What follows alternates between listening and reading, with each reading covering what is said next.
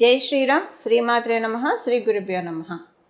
2025 calendar ఇయర్లో last month December, ఈ December యొక్క మంత్లీ ప్రెడిక్షన్స్ 12 సైన్స్కి ఎలా ఉందో మనం ఇప్పుడు చూద్దాం. ద్వాదశ రాశుల వాళ్ళకి, ద్వాదశ లగ్నాల వాళ్ళకి ఎలాంటి ఫలితాలను ఇవ్వబోతున్నాయి.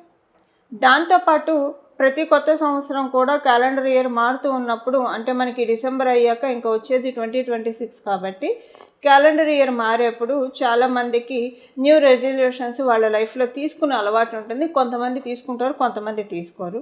మీరు తీసుకునే అలవాటు ఉన్నా ఒకవేళ లేకపోయినా సరే, ఆస్ట్రాలజికల్గా ఈ ఇయర్ ఎండ్లో, అంటే మనం 2025 ఫ్లాగ్ ఎండ్లో ఉన్నాం. ఇంకా డిసెంబర్ అంటే ఈ ఇయర్ ఎండ్లో ఏ రెజల్యూషన్స్, ఏ కొత్త పనికి శ్రీకారం చేస్తే 2026 అంతా కూడా విజయవంతంగా సక్సెస్ఫుల్గా సాగుతుందో మనం ఇప్పుడు చూద్దాము.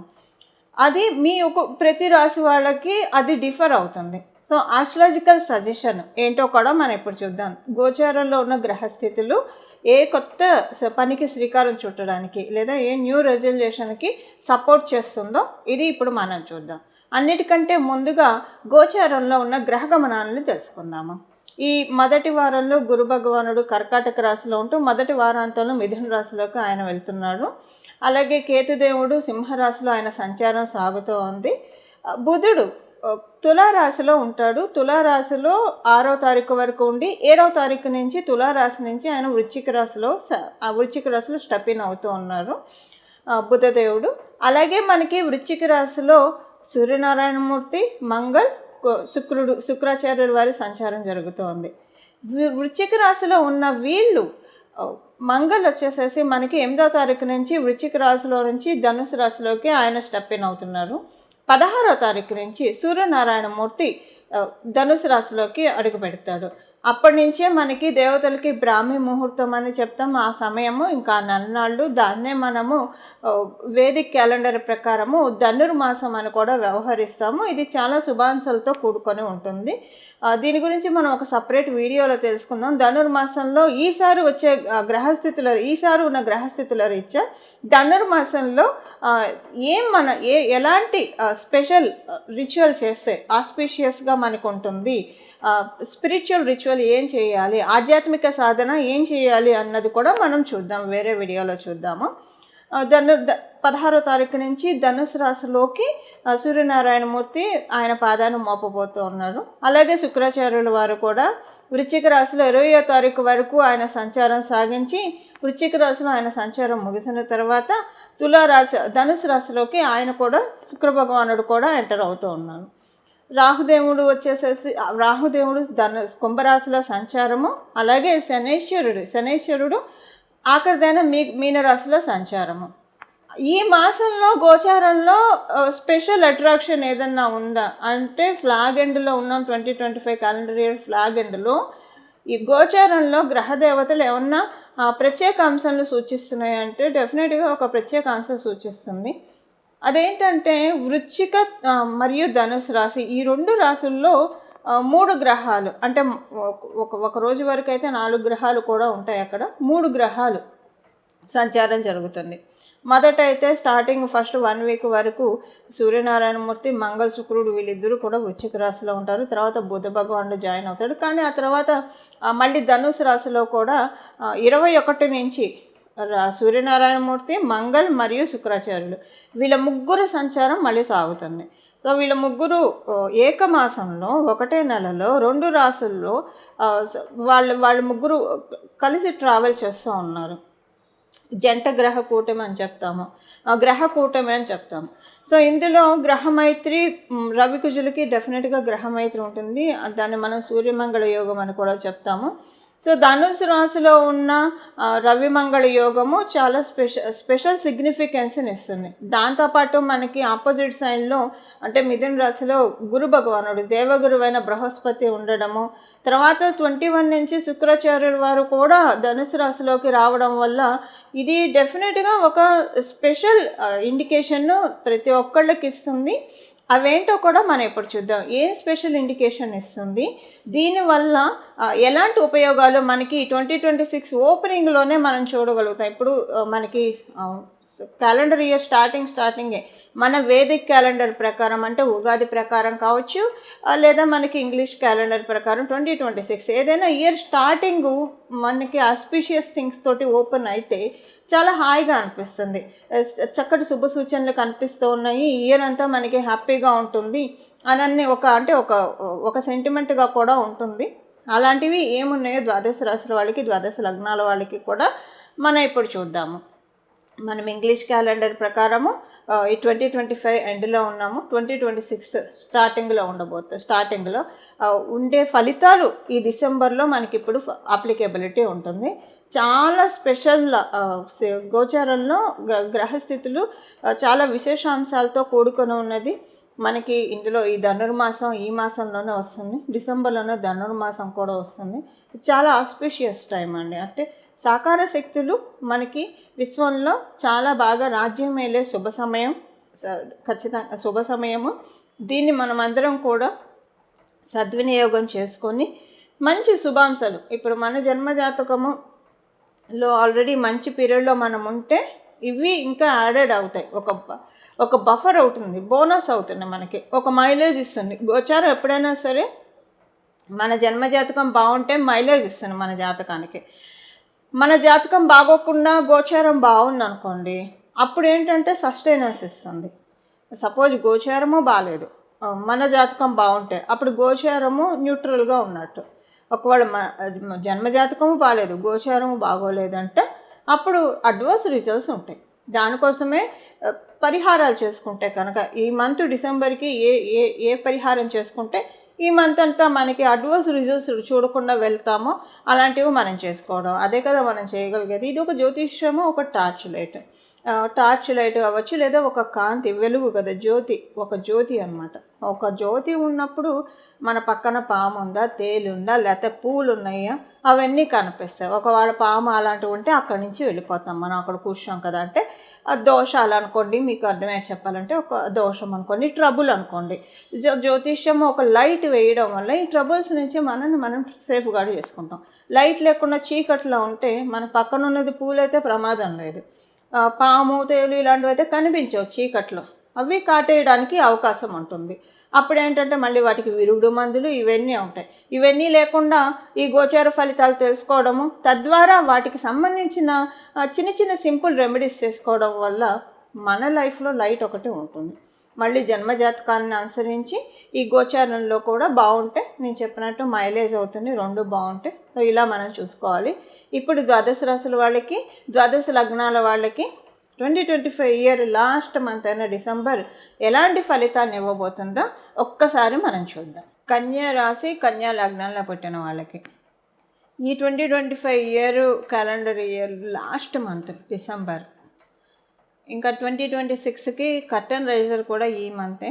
నేను మొదట్లో చెప్పినట్లు ఒక రెజల్యూషన్ చాలామందికి తీసుకునే అలవాటు ఉంటుంది. సో ఆస్ట్రాలజికల్గా ఏ రెజల్యూషన్, ఏ పనికి శ్రీకారం చుడితే మీకు 2026 ఇయర్ అంతా కూడా ఫలవంతంగా ఉంటుందో చూద్దాం. ఈ ఇయర్ డిసెంబర్ నేను చెప్పేది మెయిన్ ఏంటంటే 2026కి ఫెన్సింగ్ వేసే విషయాల్లో చెప్తున్నాను. ఎందుకంటే జనరల్గా మనం చూసుకుంటే డిసెంబర్ నెల ఎలా గడిచిపోయిందో తెలియదండి. సహజంగా ఇది మనందరం ఎక్స్పీరియన్స్ అవుతూ వస్తున్న విషయమే. ఏదో ఒకటి చాలా ఫాస్ట్గా వెళ్ళిపోయినట్లు అనిపిస్తుంది. డిసెంబర్ పార్టీలు ఇవన్నీ కూడా ఉంటుంది. సో చాలా ఫాస్ట్గా జరిగినట్లు అనిపిస్తుంది డిసెంబర్ నెల వరకు.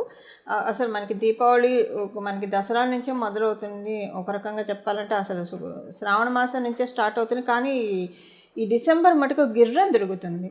చాలాసార్లు అందరూ ఎక్స్పీరియన్స్ అయ్యే విషయమే. అందుకని డిసెంబర్ నెల ఫలితాల కంటే ఈ డిసెంబర్లో ఏ పని చేస్తే మీకు 2026 ఇయర్ అంతా కూడా, ఇప్పుడు నేను చెప్పాను కదా, రెజల్యూషన్ మనం తీసుకోవడం కాదు, యూనివర్స్ చెప్పింది తీసుకోవాలి. ప్లానెట్స్ ఏం చెప్తున్నాయో అది రెజల్యూషన్ తీసుకోవడానికి ప్రయత్నిస్తే కనుక చాలా బాగా ఉంటుంది. దానికోసం ఇప్పుడు ఏం చేయాలి, ఏం చేస్తే 2026 మీకు సక్సెస్ని తెచ్చిపెడుతుందో మనం ఇప్పుడు చూద్దాం. 2026 ఇయర్ అంతా కూడా సక్సెస్ఫుల్ పాత్లోకి లీడ్ అవ్వడానికి ఇప్పుడు ఏం చేయాలి, ఈ నెలంతా కూడా చేయాలి. ఉదాహరణకి ఆడవాళ్ళు అయితే 4 రోజులు మటుకు చేయకూడదు నేను చెప్పింది. అంటే ఋతుక్రమం ఉన్న 4 రోజులు వదిలేసేయండి, 5వ రోజు మళ్ళీ తలస్నానం చేసి చేయొచ్చు. మీరు కన్యా రాశిలో పుట్టారు లేదా కన్యా లగ్నంలో పుట్టారు ఆడవాళ్ళు, సో మీకు పీరియడ్ వచ్చినప్పుడు మీ వాళ్ళు చేయొచ్చు అంటే లేదు, మీరు మాత్రమే చేయాలి. ఎవరు కన్యా రాశి కన్యా లగ్నంలో పుట్టారో వాళ్ళు మాత్రమే ఈ పరిహారం చేయడానికి అర్హులు, మిగతా వాళ్ళు చేయకూడదు. సో మీరు చేయాల్సింది ఏంటంటే 2026 మీకు ఏదో ఒక కోరిక ఉంటుంది కదా, సో మరి అది కొంచెం తీరగలిగేది అయితే, మరి పెద్ద పెద్ద గొంతమ్మ కోరికలు కాకుండా డెఫినెట్గా మనకి వృద్ధి, మనం అప్గ్రేడ్ అయ్యే కోరికలు ఏదైనా అంటే అస్సలు అసాధ్యం అయ్యే పనులు అయితే అవ్వవు. అసాధ్యం అయ్యే పనులు కాకుండా మనకి ఇది కొంచెం ప్రయత్నిస్తే ఇది మనకు అవుతుంది కానీ అవ్వట్లేదు అనుకుంది, లేదా కెరియర్లో బాగుండడానికి, లేదా సేవింగ్స్ పెంచుకోవడానికి, వీటన్నిటికీ కూడా మీరు మీ కోరిక ఏది ఉంటే అది చెప్పుకోండి. అంటే రాత్రికి రాత్రే కోటీశ్వరులు అవ్వాలని చేస్తే మటుకు ఖచ్చితంగా అవ్వదు. మన ఇప్పుడున్న మన స్థాయిని అనుసరించి ఎంతవరకు మనం ఎదగలుగుతాం ప్రాక్టికల్గా, కానీ అది కూడా ఎదుగు బొదుగు లేకుండా ఉంది జీవితం. కాకుండా ఇంతకంటే ఇంకా కొంచెం స్టెప్స్ ఎక్కాలి. డెఫినెట్గా ఈ రెమెడీ చేయడం వల్ల మీరు ఏ కోరికకైతే చేస్తున్నారో దాన్ని 2-3 స్టెప్స్ మీరు ఎక్కగలుగుతారు. అంతవరకు థర్డ్ స్టెప్ వరకు అయితే డెస్టినీ ఎక్కిస్తున్నాయి. ఇప్పుడు పసిపిల్లలు ఒక్క మెట్టు ఎక్కడానికే ఆరాట పడుతూ ఉంటారు, ఆ ఒక్క మెట్టు ఎక్కలేరు. ఆ ఒక్క మెట్టు కనుక ఎక్కితే ఇంకా పైకి ఎక్కుకుంటూ వెళ్ళిపోతారు, ఇంకా అలవాటు అయిపోతున్నాయి. ఇప్పుడు డెస్టినీ మీ చేత మెట్లు ఎక్కిపిస్తుంది. ఒక రకంగా మీరందరూ ఒక పసిపిల్లల్లాగానే ఇప్పుడు ఈ మాసం వరకు మీరు సపోజ్ మీకు ఏదైనా ఒక కోరిక ఉందనుకోండి, కెరియర్లో మీకు మంచి గ్రోత్ కావాలి, ఇన్కమ్ బాగా పెరగాలి, ఇలా చేయొచ్చు. విద్యార్థులను అయితే మీ స్టడీస్లో బాగా మీరు రాణించాలని చేయొచ్చు. వివాహం కాని వాళ్ళు వివాహం కావడం కోసం చేసుకోవచ్చు. సంతానం కోసం ఎదురు చూస్తున్న వాళ్ళు సంతాన సాఫల్యం కోసం చేయొచ్చు. శత్రుబాధలు ఉన్న వాళ్ళు శత్రుబాధలు లేకుండా చేయొచ్చు. రుణబాధలు ఉన్నవాళ్ళు మెయిన్ రుణబాధలు ఉన్నవాళ్ళు రుణం తీరిపోవాలని చేయొచ్చు. ఇలా ఎవరెవరికి ఇలాంటి కోరికలు ఏవి ఉంటాయో డే టు డే లైఫ్లో వేటిల కోసమైనా చేయొచ్చు.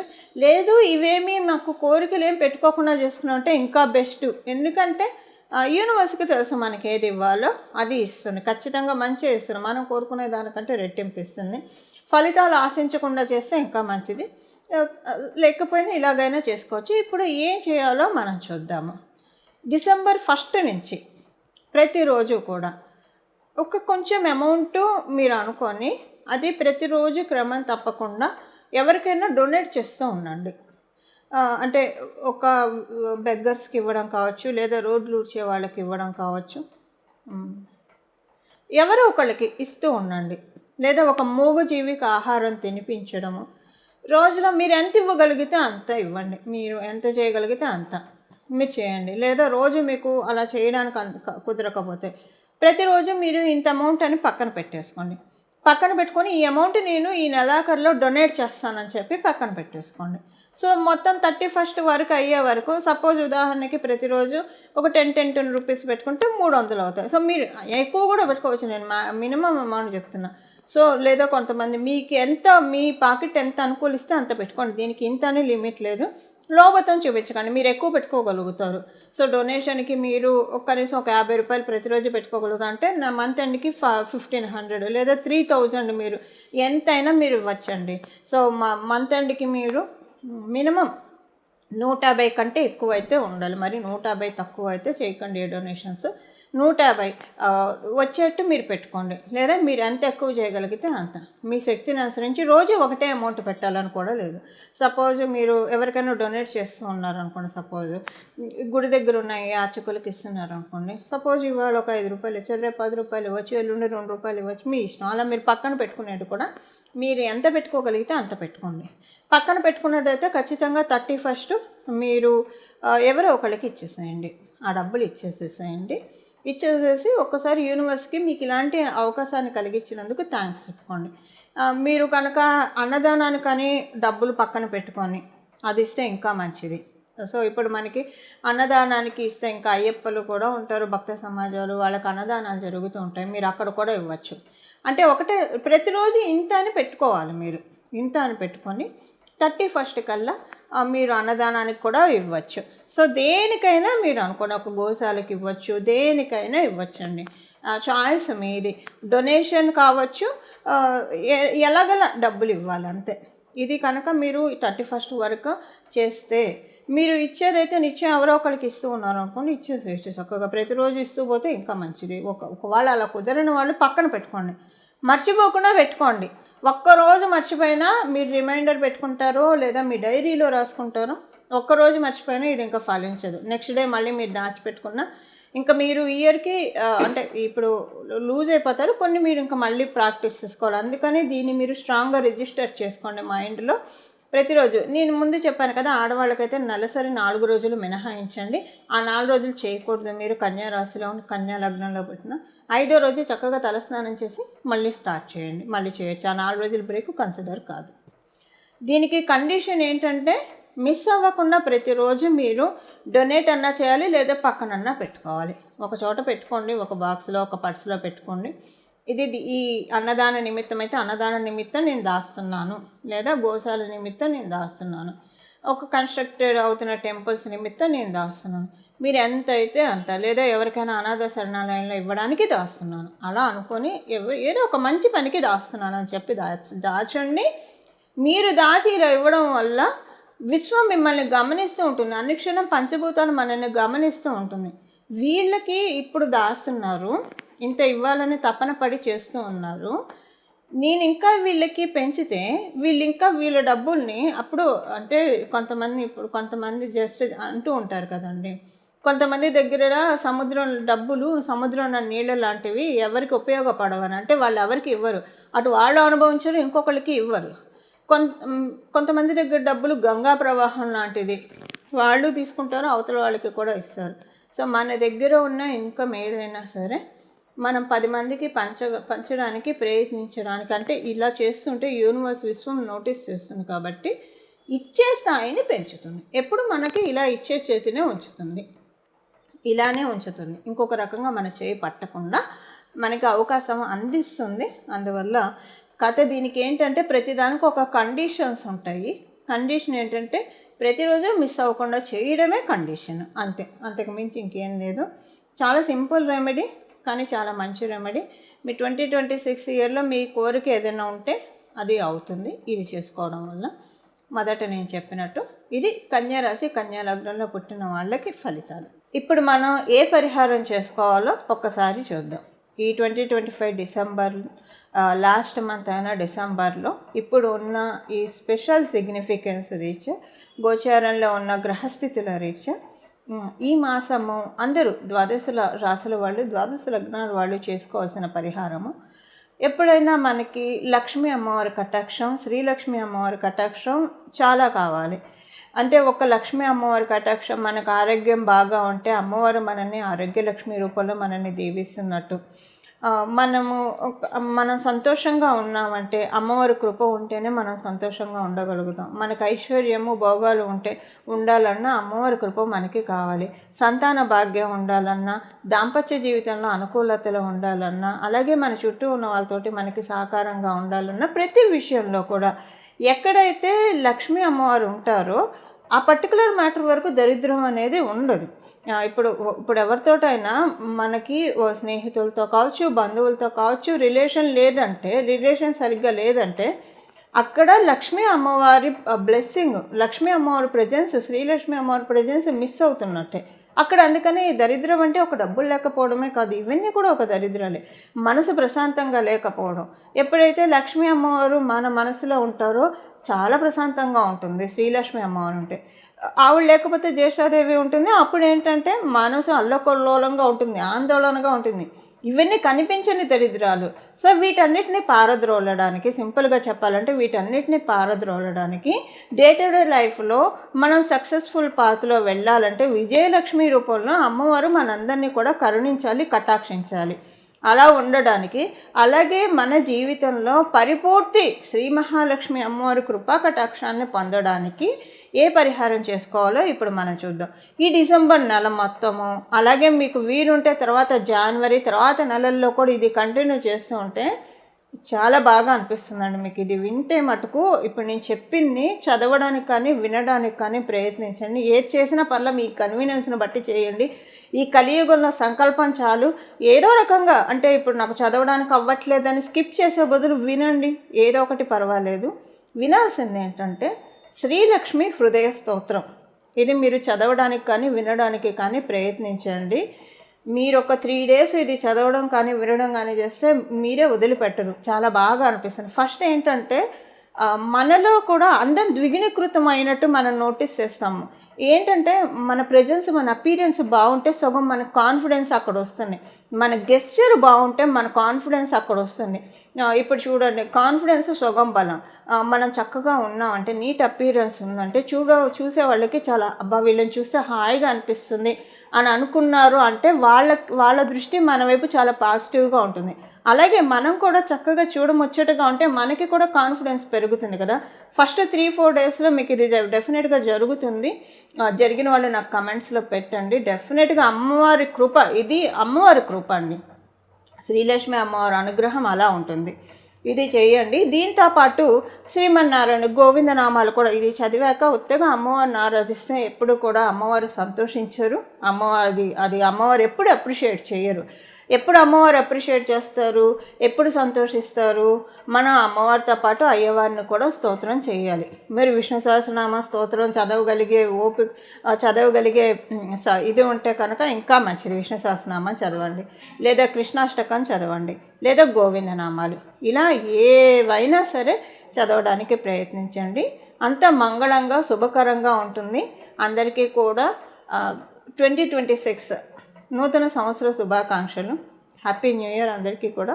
ఈ 2026వ సంవత్సరం మనందరి జీవితాల్లో సర్వ సౌభాగ్యాలని తెచ్చిపెట్టాలని శ్రీలక్ష్మి అమ్మవారి యొక్క అపూర్వ కృపా కటాక్షాలు మనందరి మీద ప్రసరించాలని చెప్పి నేను కూడా మనందరి తరఫున అమ్మవారిని మనస్ఫూర్తిగా ప్రార్థిస్తూ మంగళం. నమో భగవతే వాసుదేవాయ.